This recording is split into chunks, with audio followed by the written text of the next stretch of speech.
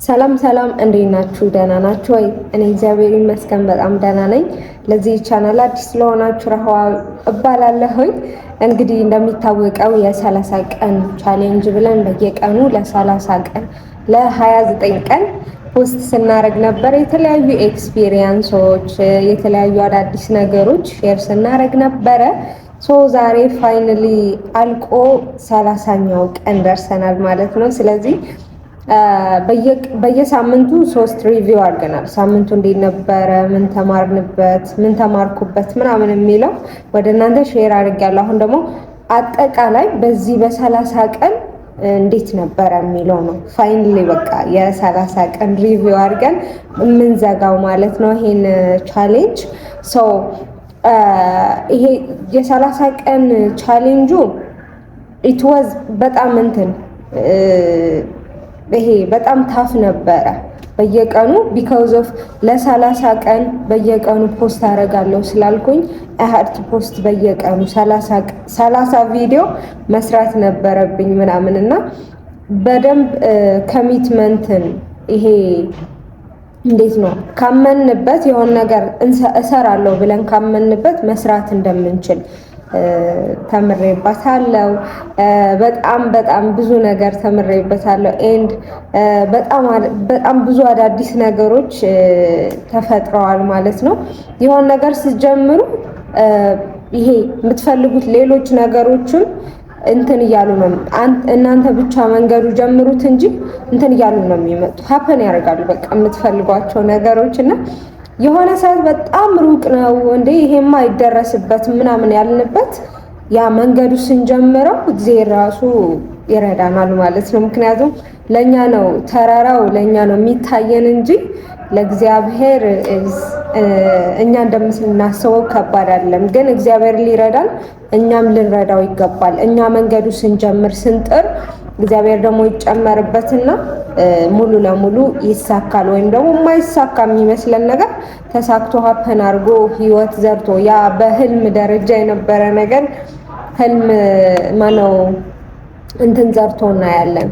ህይወት ዘርቶ ያ ነገር ህይወት ዘርቶ ሲሰራ እናያለን። እና በዚህ እኔ በጣም ብዙ ወራቶች በጣም ብዙ አመታቶች ነገ ዛሬ ሰራለሁ እያልኩኝ በጣም መስራት የምፈልገው ነገር ሳልሰራ ቆይቻለሁና ዊዚን 3 ዴይስ ወይም ደግሞ በ3 ቀን በ4 ቀን ኮሚትድ ሁኜ ስለዛ ነገር ሳጠና ስንቀሳቀስ ስሰራ ሀፐን አረገ ማለት ነው። በቅርቡ እንግዲህ ፖድካስትም ይኖረናል በዚህ እንትንና በዚህ ቻናል የተለያዩ እንግዶች ምናምን ይኖሩናልና መንገዱ ተጀምሯል ማለት ነው። ያኛውም አዲስ ነገሩ ፖድካስቱን ጀምሬ ምናምን እንትን እያልኩ ነበረና ኢት ፊልስ ላይክ ምን መሰላችሁ የሆነ ህልም ነው የሚመስለው ማለት ነው። የምር ነው በቃ ይሄ ነገር ተሳካ የምር በቃ ይሆናል። እንደምትፈልጉት እንዲኖራችሁ የምትፈልጉት ነገር ታውቁታላችሁ እኮ ግን እንዲሁ ሀፐን የሚያደርግ አይመስላችሁ እና ኢት ዋዝ ላይክ በጣም ያስደነግጥ ነበረ ምናምን እና እግዚአብሔር ይመስገን ይሄ 30 ቀን በጣም ብዙ ነገር ሀፐን ያደረጉበት በብዙ የተማርኩበት እና ደግሞ ቪዲዮ እየሰራችሁ በሄዳችሁ እኔ አሁን ማለት ነው እዚህ ብቻዬን ቢሮ ላይ ነው የምቀርጸው ከስራ ምንድነው ወይ ከስራ ስወጣ ወይም ደግሞ ቢሮ ጧት ከገባሁኝ ደግሞ ሪከርድ አደርጋለሁ ማለት ነው። ከቢሮ ውጭ ያሉትን ማለት ይሄ ሌላ አዳዲስ ነገሮችን ምናምን ሞክራቸው ካልሆነ እንደዚህ ሀሳብ ምናምን ሼር ማድረግ ስፈልግ እዚሁ ቢሮ ላይ ነው የምቀርጸው ማለት ነው። ግን ካሜራ እኔ አላቅም ነበረ እንደዚህ ካሜራ ፊት ሆኖ ማውራት እንደሚከብድ እኔ አላቅም ማለት ማንም ሰው የለም ብቻዬን ነኝ የምቀርጸው ምናምን እኮ ግን still it feels like የሆነ በቃ ከባድ ነው። ካሜራ ላይ የምትቀርጹት ታውቁታላችሁ ግን ካሜራ ፊት ቆሞ ማውራት ራሱ ከባድ እንደሆነ ያወቅኩበት ነው። እንደዛን ደግሞ ምን ተማርኩበት መሰላችሁ? በየቀኑ እየሰራችሁ በየቀኑ ካሜራ ፊት እየቆማችሁ ስትሄዱ ደግሞ ላይክ እዩት። አሁን ራሱ ማለት ነው የመጀመሪያ ቪዲዮ የሰራሁትና አሁን ያለው አይገናኙም ሁላ ጭራሽ ማለት ነው። ከቮይስ ቶን ጀምሮ ኤቭሪቲንግ ማለት ነው። ምንም አይገናኝም እና ሞር ይሄ ፕራክቲስ እያረጋችሁት ስትሄዱ የምትፈልጉት ነገር ፕራክቲስ እያረጋችሁት እየሰራችሁት ስትሄዱ ሞር ኮንፊደንስ እየተሰማችሁ ለዛ ነገር በቃ እንትን ይሄ ከላይፋችሁ ጋር እንትን ይላል ሪሌት ያረጋል። እዚት ሪሌት ነው የሚባለው አደ ነው የተያያዘ ይሆናል እና አዲስ ነገር አይሆንም እና እንትን ይላል። አሁን ካሜራ ፊት ማውራት ትንሽ ቀሎኛል።